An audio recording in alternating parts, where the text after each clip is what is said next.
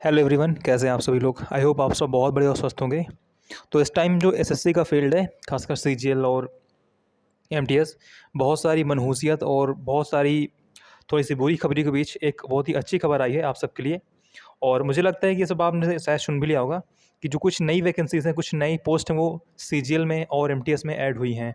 हालांकि जो इसका एक हिसाब से जो आपका इन्फॉर्मेशन था, वो शायद दिसंबर के आसपास ही आ गया था, जब उनका एक नया मेमोरेंडम आया था कि हम अपनी कौन सी पोस्ट किस एग्ज़ाम के थ्रू करवाएंगे। और आपने शायद देख भी लिया होगा कि कौन कौन सी पोस्ट ऐड होने वाली हैं।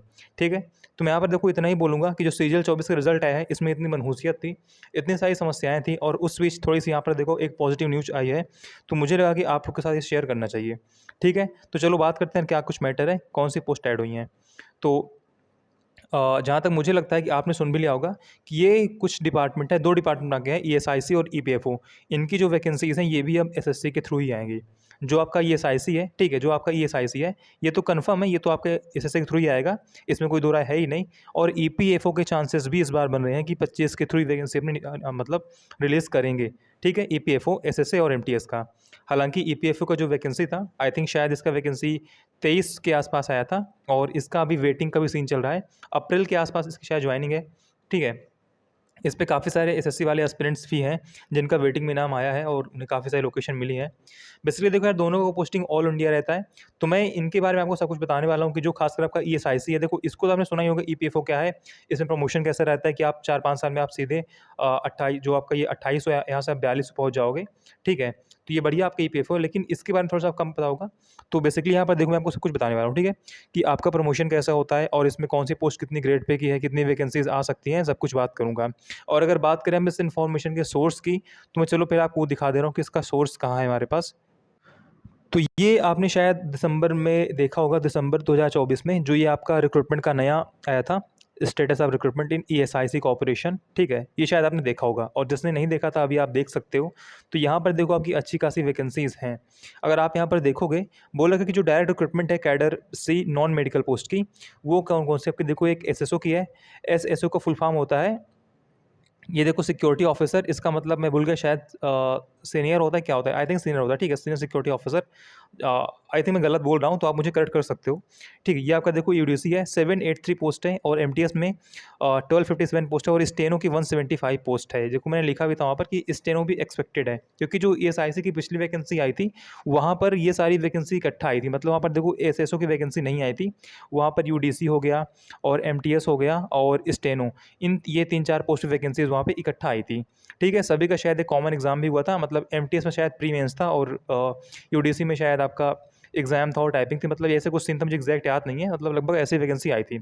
और आप में से शायद काफ़ी लोगों ने उसका एग्ज़ाम दिया भी होगा, क्योंकि वो वैकेंसी 2022 के आसपास आई थी। ठीक है, तो यहाँ पर आप देख पाओगे, ये आपका वो इन्फॉर्मेशन का सोर्स है जिसकी हम बात यहाँ पर कर रहे हैं। तो ये वैकेंसीज़ आपके एग्ज़ाम में ऐड होने वाली है। ये स्टेनो वैकेंसी ये ऐड होंगी, जहाँ तक है स्टेनो का जो आपका एग्ज़ाम होता है। ठीक है, 208 वैकेंसी देखो आपकी एसएसओ की है, और 783 वैकेंसी आपकी देखो यूडीसी की है। ये सारी पोस्ट अगर ऐड होती हैं, तो आपको पता है कि अच्छा खासा लगभग देखो 1000 तो यही वैकेंसी हो गई आपकी। तो एसएससी 2025 में सीजीएल के थ्रू अच्छी खासी पोस्ट आ सकती है। यहाँ पर देखो 10+2 के लिए कुछ भी नहीं है, कि जो आपका होता है सीएचएसएल होता है, उसमें वैकेंसीज़ नहीं आएंगी। क्यों नहीं आएगी, मैं आपको आगे बताने वाला हूँ। प्रमोशन भी दिखाने वाला हूँ आपका ऑफिशियल नोटिफिकेशन के थ्रू। ठीक है, और अगर देखो हम आगे बात करें, जो एमटीएस की पोस्ट 1257 वैकेंसी, ये देखो आपकी 2024 में रिपोर्ट भी हो चुकी हैं। इसमें साफ साफ लिखा है कि indent for filling up 1257 vacancies for post of MTS submitted to SSC and exam has been scheduled from 30 September to 14 November 2024। मतलब कि ये जो आपका एग्जाम एमटीएस का हो चुका है, जिसका रिजल्ट आ चुका है, उसमें ये वैकेंसीज आपकी इंक्लूडेड थी।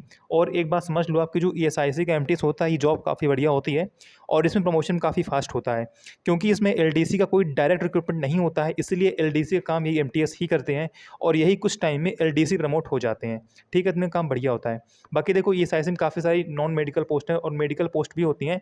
तो जो मेडिकल पोस्ट होती हैं, उन्होंने बोल रखा है कि हम इसको अब एम्स के थ्रू कराएंगे, जो एग्ज़ाम होता है, और इन्होंने उसको दिया भी है ये एग्ज़ाम। वहाँ पर भी जो आपका एग्ज़ाम सीआरई होता है, उसके थ्रू इसकी वैकेंसीज वहाँ पर भी आ भी चुकी हैं। उसका आई थिंक रिजल्ट भी शायद आ चुका है, तो वहाँ भी आप देख सकते हो। ठीक है, और भी यहाँ पर देखो काफ़ी कुछ है, लेकिन आपके काम की चीज़ें नहीं है यहाँ पर। आपके काम का देखो ऊपर की चीज़ें ही थी कि यहाँ पर जो आपका एमटीएस का वैकेंसी था वो देखो ऑलरेडी रिपोर्ट हो चुका है 2024 में। अब जो नई वैकेंसीज फिर से मतलब रिपोर्ट होगी एसएससी को, वो 25 में फिल होंगी, ठीक है। और एसएसओ की और यूडीसी की पोस्ट आपकी सीजीएल 2025 के थ्रू आएंगी, ठीक है यार। और यहाँ पर जो वैकेंसी आपकी मेडिकल पोस्टें, पैरामेडिकल पोस्ट वगैरह थी, ये आपकी एम्स के थ्रू ये भी आ चुकी हैं, इनका भी एग्ज़ाम हो चुका है, ठीक है। तो ये मैं सोच रहा हूँ कोई फेक इन्फॉर्मेशन या कोई अभी एक्सपेक्टेशन है, ये एकदम कन्फर्म है। अब चलो आपको दिखाता हूँ मैं इसके थोड़ा सा और आगे इसके बारे में। यहाँ पर आप देख पाओगे कौन सी पोस्ट किस पे लेवल की है। जो आपका एसएसओ है ये आपका 46 ग्रेड पे का होता है। इसको हम 3 नाम से बोलते हैं एसएसओ को। इसका एक नाम होता है असिस्टेंट मैनेजर होता है ग्रेड सेकंड, हाँ मैनेजर ग्रेड सेकंड इसका एक नाम होता है। एक नाम इसका होता है सुपरिटेंडेंट और एक नाम आपका होता है एसएसओ सीनियर सिक्योरिटी ऑफिसर। 3 नाम से इसको हम जानते हैं। और ये आपका देखो इंस्पेक्टर के लेवल की वैकेंसी होती है 46 ग्रेड पे, ठीक है। यूडीसी आपके देखो 2400 ग्रेड पे की होती है और एमटीएस आपका पे लेवल उनका पोस्ट होती है। अगर देखो इसके हम प्रमोशन की एस्पेक्ट की बात करें तो ये देखो मेरे पास इनका ऑफिशियल मेमोरेंडम है जो इन्होंने अपना चेंज किया था। मैंने आपको पहले बता चुका हूँ कि 2022 के आसपास इनकी वैकेंसी डायरेक्ट आई थी और इन्होंने अपना एग्ज़ाम खुद करवाया था। और इनकी वैकेंसीज टाइम टाइम पे आती रहती थी और ये अपना एग्ज़ाम खुद करवाते थे, ठीक है। सारी वैकेंसी इनकी इकट्ठा आती थी, स्टेनो की, यूडीसी की और एमटीएस वगैरह की। तो इनका एक एग्ज़ाम होता था और फिर उसके बाद जैसा एग्ज़ाम रहता था उसमें वैसे आगे काम होता था, ठीक है। सॉरी देखो सीनियर नहीं सोशल होता है, मैं लगातार देखो बोला तो मैं गलत बोल रहा हूँ। यहाँ पर देखो जो आपका एसएसओ होता है उसको हम बोलते हैं सोशल सिक्योरिटी ऑफिसर या मैनेजर ग्रेड सेकंड या सुपरिटेंडेंट बोलते हैं, ठीक है, इन एम्प्लॉय स्टेट इंश्योरेंस कॉर्पोरेशन में। और आपका देखो यहाँ पर इनका मेमोरेंडम है, इसमें सब कुछ दे रखा है।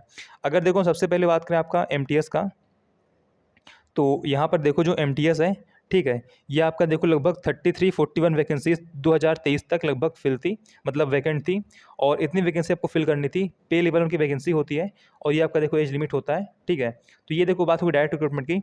और इसमें आपका यहाँ पर देखो सारी वैकेंसी इनकी डायरेक्ट फिल होती है, यहाँ पर कोई भी अलग तरीका नहीं है इसे फिल करने का, ठीक है। ये देखो आपका एमटीएस हो गया। अगर देखो हम बात करें इसके बाद आपकी एलडीसी की पोस्ट आती है लोअर डिवीजन क्लर्क, ठीक है। कायदे से इस पोस्ट को आपका सीएचएसएल के थ्रू आना चाहिए, अच्छी खासी पोस्ट यहाँ पर है और ये बढ़िया नौकरी होती है यार। लेकिन ये इसके डायरेक्ट रिक्रूटमेंट नहीं रिलीज़ करते हैं। यहाँ पर देखो आप, ये आपका देखो पे लेवल 2 की वैकेंसी होती है आपके, इतनी पोस्ट में होती है, ठीक है। और यहाँ पर इन्होंने बोल रखा है कि जो इसमें वैकेंसीज़ हैं ये कोई भी आपकी डायरेक्ट फिल नहीं होगी। यहाँ पर देखो आप 75% आपकी प्रमोशन थ्रू फुल होगी और 25% आपकी एलडीसीई जो एग्ज़ाम होता है लिमिटेड डिपार्टमेंटल कॉम्पिटिटिव एग्ज़ाम, उसके थ्रू फिल होगी, ठीक है। तो ये भी आई थिंक अब एसएससी के थ्रू ही इसे फिल करेंगे, जो आपका एग्ज़ाम होता है डिपार्टमेंटल उसके थ्रू वैकेंसी फुल होगी। इसमें देखो यार जो एमटीएस के कैंडिडेट्स होंगे, ठीक है, जो एमटीएस वाले बंदे होंगे वही यहाँ पर लगभग 3 साल जब वर्क कर लेंगे तो वो यहाँ पर एलडीसी के पोस्ट पर प्रमोट हो जाएंगे, ठीक है। तो प्रमोशन काफ़ी यहाँ पर ठीक ठाक है। मतलब जो नियम होता है, रूल होता है जो ऑफिशियल है कि कम से कम 3 साल वर्क करना चाहिए, बाकी 3 साल लगते हैं 5 साल लगते हैं वो तो वहाँ बात की बात है, आप खुद भी इस चीज़ को समझते हो। लेकिन 3 साल के यहाँ पर देखो रूल आपका होता है, ठीक है। 3 साल में प्रमोट हो जाएगा, जो एमटीएस होता है वो एलडीसी की पोस्ट पे पहुँच जाएगा। और एलडीसी की डायरेक्ट रिक्रूटमेंट नहीं होती है, सारे एमटीएस एलडीसी के पोस्ट पर ही प्रमोट होंगे और वही वर्क करेंगे, ठीक है। तो इनका एमटीएस का जो जॉब होता है काफ़ी बढ़िया होता है और प्रमोशन के यहाँ पर काफ़ी अच्छे चांसेस हैं, ठीक है। उसके बाद बात करें एलडीसी के ऊपर कौन सी पोस्ट होती है, तो यहाँ पर आप देख पाओगे एलडीसी के ऊपर देखो आपका होता है यूडीसी अपर डिवीजन क्लर्क या अपर डिवीजन क्लर्क कैशियर होते हैं इसे, ठीक है। इसकी देखो अच्छी खासी वैकेंसीज हैं, 6435 वैकेंसी 2023 में थी, ठीक है। और ये आपका देखो पे लेवल 4 की वैकेंसी होती है, ये आपका इतना मतलब पे मैट्रिक्स होता है। और अगर यूडीसी की बात करें हम, तो यहाँ पर इसके क्वालिफिकेशन आपकी बैचलर डिग्री थी किसी भी यूनिवर्सिटी में और ये आपका कंप्यूटर नॉलेज होना चाहिए। और यहाँ पर देखो बोल रखा है कि 75% जो होगा आपका डायरेक्ट रिक्रूटमेंट के थ्रू होगा, ठीक है। 75% by recruitment by written examination, ठीक है। और 15% आपका जो प्रमोशन होगा, जो आपके एलडीसी जो आपके यूडीसी बनेंगे, ठीक है। यहाँ पर देखो जो आपके एमटीएस हैं वो आपके एलडीसी बनेंगे, जो आपके एलडीसी वो आपके यूडीसी बनेंगे और जो आपके यूडीसी हैं, ठीक है, वही आपके यहाँ पर, सॉरी मैं यूडीसी की बात कर रहा हूँ आई थिंक, मैं भूल गया था। तो जो आपके एमटीएस होते हैं वो आपके एलडीसी बनेंगे और एलडीसी आपके यहाँ पर यूडीसी बनेंगे, ठीक है। तो लगभग देखो 15% आपकी पोस्ट यहाँ पर जो एलडीसी बनेंगे एमटीएस उनके थ्रू प्रमोशन फिल होगे। बाकी 75% पोस्ट आपकी डायरेक्ट एग्जाम होगा जो एसएससी सीजीएल 2025 में होगा, इन एग्जाम्स के थ्रू जो आपका सीजीएल होता है इसके थ्रू आपका फिल होगा, ठीक है। बाकी आपकी जो से 10% है वो आपका जो एग्जाम होता है डिपार्टमेंटल होता है, लिमिटेड डिपार्टमेंटल कॉम्पिटिटिव एग्जामिनेशन, उसके थ्रू फिल होगा, ठीक है। तो ये आपका देखो इसमें वैकेंसी का डिस्ट्रीब्यूशन है कि कौन सी वैकेंसी कैसे फिल होगी। उसके बाद अगर ये यूडीसी है, यूडीसी के ऊपर बात करें हम, तो यूडीसी प्रमोट होकर आपका बनते हैं यूडीसी आपके प्रमोट होकर बनते हैं head clerk assistant, head clerk या असिस्टेंट बोलते हैं, जो कि आपका देखो पे लेवल 6 की वैकेंसी होती है। और आप जानते हो कि एसएससी में एएसओ के नीचे जो आपकी वैकेंसीज होती हैं वो असिस्टेंट की आती हैं, पे लेवल 6 की वैकेंसीज होती हैं। ठीक है, तो वही आपकी देखो सेम यहाँ पर हेड क्लर्क है या असिस्टेंट है। लगभग इसमें देखो 3415 पोस्ट थी, और ये वैकेंसी आपकी डायरेक्ट फिल नहीं होगी। यहाँ पर देखो बोल रखा है कि 75% बाई प्रमोशन। ठीक है, जो आपके यूडीसी होंगे 75% उन्हें यहाँ पर उठा के हेड क्लर्क या असिस्टेंट बना दिया जाएगा 42 ग्रेड पे। ठीक, जो पे लेवल 5 होंगे असिस्टेंट, उन्हें पे लेवल 6 पे उठा के रख दिया जाएगा। ठीक है, लगभग 3 साल का आपका मिनिमम जॉब करना चाहिए, 3 साल के बाद आप प्रमोशन के लिए एलिजिबल हो जाओगे। और 25% जो वैकेंसी आपकी वो आपकी डिपार्टमेंटल एग्जाम के थ्रू फिल होगी। ठीक है, और उसके लिए भी आपको कम से कम 3 साल की रेगुलर सर्विस देना पड़ेगा। यहाँ पर आप देख पाओगे जो यूडीसी आपके हैं वो 3 साल की रेगुलर सर्विस दे लेंगे यूडीसी आपके, तो यूडीसी 3 साल में एग्जाम देकर यहाँ पर आप डिपार्टमेंटल एग्जाम के थ्रू यहाँ पर असिस्टेंट या हेड क्लर्क बन सकते हैं। तो मेरे हिसाब से जो ईएसआईसी है, जब एसएससी में इस बार वैकेंसी आएगी तो इसका अच्छा खासा क्रेज देखने को मिल सकता है, क्योंकि इसमें प्रमोशन के एस्पेक्ट काफ़ी अच्छे हैं और रिक्रूटमेंट काफ़ी टाइम से इसमें हुई नहीं है, तो वैकेंसीज अच्छी खासी खाली हैं। और जो आपकी अपर पोस्ट भी हैं वहाँ पर आप देख पाओगे 3 साल में आप यहाँ पर पे लेवल 5 से आप 6 के लिए एलिजिबल हो जाओगे। तो वैकेंसी यहाँ पर जो इसकी है काफ़ी बढ़िया मौका रहेगा मेरे हिसाब से, और काफ़ी इसमें अच्छा इस बार थोड़ा सा कट ऑफ देखने को मिल सकता है ईएसआईसी का। ठीक है, और यहाँ पर देखो उन्होंने बता भी रखा है कैसे क्या सीन इसमें रहेगा। तो promotion subject completion mandatory training programme for promotion post head clerk assistant. ठीक है, तो यहाँ पर देखो बोल रखा है जो प्रमोशन का रूल इन्होंने बता रखा है साफ साफ, तो आपका जो 3 साल है कम से कम जॉब आपको करना चाहिए यूडीसी के पोस्ट पे, तभी आप डिपार्टमेंटल एग्जाम के लिए यहाँ पर एलिजिबल होगे। और यूडीसी की बात करें हम, यूडीसी आपका आपका जो हेड क्लर्क है या असिस्टेंट है ये एलिजिबल होगा फिर आपकी एसएसओ की पोस्ट के लिए, जो आपका सोशल सिक्योरिटी ऑफिसर होता है जिसे मैनेजर ग्रेड सेकंड बोलते हैं, सुपरिटेंडेंट बोलते हैं, इसके लिए आप एलिजिबल हो जाओगे। यहाँ पर लगभग 25-96 वैकेंसीज आपकी वैकेंट है। ठीक है, पे लेवल 7 की आपकी देखो वैकेंसी है, यानी कि आपका जो इंस्पेक्टर होता है या एएसओ होता है ये उस लेवल की वैकेंसी आपकी है। जो लोग नहीं जानते आपको बता दूं मैं, इसमें अगर देखो बात करें हम सिलेक्शन की आपकी, तो यहाँ पर देखो 75% पोस्ट आपकी प्रमोशन के थ्रू खुलेगी, मतलब कि जो आपके हेड क्लर्क हैं वही प्रमोट होकर यहाँ पर कहीं ना कहीं एसएसओ बनेंगे।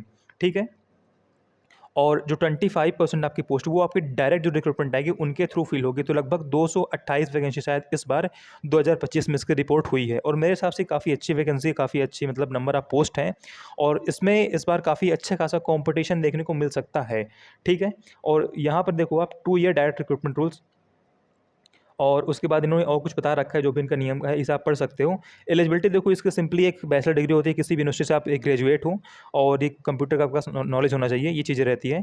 ठीक है, और यहाँ पर देखो प्रमोशन इन्होंने बता रखा होगा कि जो आपके हेड क्लर्क हैं, ठीक है, कम से कम 5 साल की रेगुलर सर्विस कर लेंगे, तब उन्हें हम जो लेवल 6 होते हैं तब उन्हें हम प्रमोट करेंगे एसएसओ की पोस्ट पे। ठीक है, तो देखो जो आपकी एमटीएस थी, ठीक है, जो आपका एमटीएस था उसे 3 साल वर्क करना पड़ेगा एलडीसी बनने के लिए। एलडीसी को भी लगभग 3 साल या 5 साल होना चाहिए यूडीसी बनने के लिए, और यूडीसी को लगभग 5 साल का काम वर्क करना चाहिए वहाँ पर असिस्टेंट बनने के लिए, और असिस्टेंट को कम से कम 5 साल वर्क करना चाहिए यहाँ पर एसएसओ बनने के लिए। ठीक है, और उसके बाद यहाँ पर देखो एसएसओ अगर बात करें जो डायरेक्ट जाएंगे, ठीक है, देखो आपकी 46 ग्रेड पे आपकी जॉब होती है। जो लोग यहाँ पर डायरेक्ट आएंगे इस बार सिजल के थ्रू, वो मेरे हिसाब से 5 साल में एलिजिबल हो जाएंगे 5400 ग्रेड पे के लिए। ठीक है, 5400 ग्रेड पे के लिए, तो सबसे बढ़िया यार मतलब इसमें पोस्ट आपकी एसएसओ की है, काफ़ी बढ़िया मौका है जो इस बार ऐड हो रहा है। लेकिन जो इस टाइम एसएससी का हाल है देखकर थोड़ा सा डर भी लग रहा है यार कि ये वैकेंसी अगर अलग से आती तो शायद ज़्यादा बढ़िया रहता, वहाँ पे एक चांस बनता कॉम्पिटिशन करने का। लेकिन ठीक है, जो है आपको एक्सेप्ट करना पड़ेगा और फाइट करना पड़ेगा। ठीक है, तो इतना ही था। देखो इसकी बात हम कर चुके हैं और वीडियो काफ़ी लंबी ऑलरेडी हो चुकी है। उसके बाद देखो अगर हम बात करें ईपीएफओ की, तो इसके बारे में देखो मतलब मुझे लगता नहीं कि बहुत बताना पड़ेगा, क्योंकि आप सबने इसकी वैकेंसी देखा हुआ ही होगा। इसका अभी वेटिंग का चल भी रहा है, काफ़ी लोग का वेटिंग का ज्वाइनिंग इसका भी आ रहा है। ठीक है, तो जो आपका एसएसए होता है ये आपका पे लेवल 5 की वैकेंसी होती है, और 4 साल में आप इसमें एलिजिबल हो जाओगे पे लेवल 6 पे जाने के लिए। मतलब कि 4 साल में आप, जहाँ तक मैंने सुना है, बाकी ऐसा होता है कि नहीं होता वो तो यार देखो डिपार्टमेंट की बात है, 4200 ग्रेड पे आप पहुँच जाओगे 4 साल के अंदर। ठीक है, इसमें ऐसा होता है, मैंने सुना है। बाकी ये आपका एमटीएस पे लेवल 1 का होता है, एमटीएस से आप यहाँ पर भी एलडीसी बनोगे। तो दोनों जॉब काफ़ी बढ़िया है मेरे हिसाब से, और ईएसआईसी सबसे बढ़िया है, मतलब कि इन दोनों ज़्यादा बेहतर है। बाकी ये भी आपकी अच्छी नौकरी होती है। तो ये 25 में ऐड होने वाली हैं। ठीक है, जहाँ तक आपकी स्टेनो की, एमटीएस की और सीजल की, इन 3 पोस्ट में वैकेंसीज ऐड होंगी, और ये एक बढ़िया मौका हो